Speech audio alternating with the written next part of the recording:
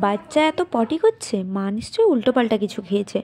বাচ্চার হাঁচি হচ্ছে, কাশি হচ্ছে, মা নিশ্চয়ই প্রচুর ঠান্ডা লাগিয়েছে, প্রচুর চান করেছে। বাচ্চাটা কান্নাকাটি করছে, মা কাছাকাছি নেই, সারাদিন টই টই করে ঘুরছে। সারাদিন কি আর করে, খায় ঘুমায়, শুধু বাচ্চাটার খেয়াল রাখতে পারে না।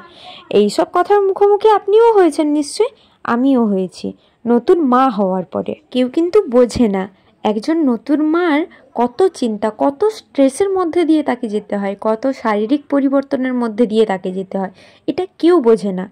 কেউ বোঝে না কিন্তু যে একটা বাচ্চার যেমন নতুন জন্ম হয়, একজন মায়েরও ঠিক নতুন জন্ম হয়। যদি পারেন তাহলে মাটাকে সাপোর্ট দিন। বাচ্চাটা কাঁদলে আপনিও তো কোলে নিতে পারেন, আপনিও তো তাকে ভোলাতে পারেন। শুধু উল্টোপাল্টা কথা বলে তার স্ট্রেসটা আর বাড়াবেন না। পারলে তাকে সাপোর্ট দিন। আপনিও বুঝুন একজন নতুন মা সে। এই কথাগুলো তাদের জন্য যারা একজন নতুন মাকে উল্টোপাল্টা কথা বলে আরও তাকে চিন্তায় ফেলে। তুই এটা খেলে এই জন্য হলো, তুই ঠান্ডা লেগেছিস এই জন্য হলো। যাই হোক, এটা আমার স্বাদের দিনের কিছু মুহূর্ত আপনাদের সঙ্গে তুলে ধরলাম। প্রথম লুকটা তো প্রথমেই ছিল, আর এটা হলো পরের লুকটা।